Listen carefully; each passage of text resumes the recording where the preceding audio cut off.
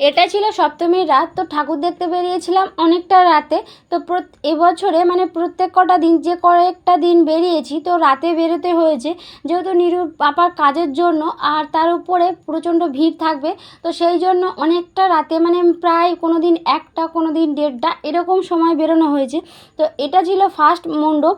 আর আজকের ঠাকুর দেখছিলাম মানে পুরো বাড়ির আশেপাশে যে সমস্ত জায়গাগুলো, যেসব মণ্ডপগুলো আছে তো ওইগুলোই দেখছিলাম।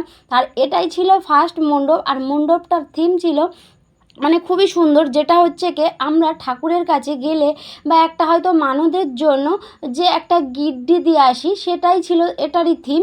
আর আগেকার যে বাল্বগুলো, যেগুলো এলইডি বাল্ব ছিল না, ছিল আগেকার যে বাল্বগুলো, আর বাঁশ দিয়ে, আর ঘন্টা, যে ঘন্টা হয় তো ঘন্টা দিয়ে মণ্ডপটা অসাধারণ ছিল। তো ওটা দেখার পরে চলে এসেছিলাম আরও একটা মণ্ডপে। আর এই মণ্ডপটা না মানে কারুকার্যগুলো ছিল পুরো সবই ঝিনুক, তারপরে মানে নদীর যেসব ঝিনুক, এই সমস্ত জিনিসগুলো দিয়েছিল। আর ভিতরের কাজটা ছিল আরও অসাধারণ। তো ফার্স্টে ভেবেছিলাম এই মণ্ডপটা খুব একটা ভালো করেনি, কারণ এই মণ্ডপটা প্রত্যেক বছর খুবই সুন্দর করে, কিন্তু ভিতরে ঢুকলে সেটা মনে হবে না। মোটামুটি বেশই ভালো, খুবই ভালো লেগেছে ভিতরটায় সঙ্গে আর কি। এবার একটু ভিডিও করছিল। আর তারপরে চলে এসেছিলাম আমাদের লাস্ট মণ্ডপটা। মানে এটা হচ্ছে গিয়ে পদ্মপুকুর মোড়, বারুইপুরের মানে যে লাস্ট মণ্ডপটা দেখে তারপরে বাড়িতে চলে এসেছিলাম। আর এই মণ্ডপটা মানে কোনো কথা হবে না, এতগুলো যে মণ্ডপগুলো দেখা হয়েছে তার থেকে এই মণ্ডপটা ছিল অসাধারণ। মানে ঢুকলেই একটা আলাদা ফিল। আর হচ্ছে কি কিছু কিছু সাউন্ড এর সঙ্গে অ্যাড করা ছিল, মানে এতটাই সুন্দর। আর যে সমস্ত জিনিসগুলো দিয়ে কাজ করেছে, এটাও ওই কড়ি, তারপরে ঝিনুক, এই সমস্ত জিনিস দিয়ে কাজ করেছে।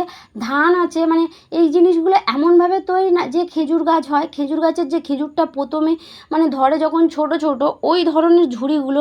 আর আগেকার দিনের নানান জিনিসপত্র দিয়ে মানে বেশ অসাধারণ বলা যেতে পারে। আশেপাশে যে সমস্ত ঠাকুরগুলো দেখা হয়েছে বা মণ্ডপগুলো দেখা হয়েছে তার থেকে এটাই ছিল সবথেকে ভালো বা সবথেকেই বেস্ট।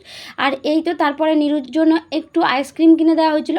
আর আমরা কিছু খাওয়া দাওয়া করিনি, কারণ অত রাতে আর কিছু খাওয়া দাওয়া করতেও ইচ্ছা করেনি, যেহেতু রাত্রেবেলা তো খাওয়া দাওয়া করেছিলাম। তো তারপরে নিরুর পাপা আমাদেরকে বাড়িতে দিয়ে আসতে যাচ্ছিলো, তো তারপরে ও ডিউটিতে চলে যাবে, মানে ও যেরকম ভোরে যায়।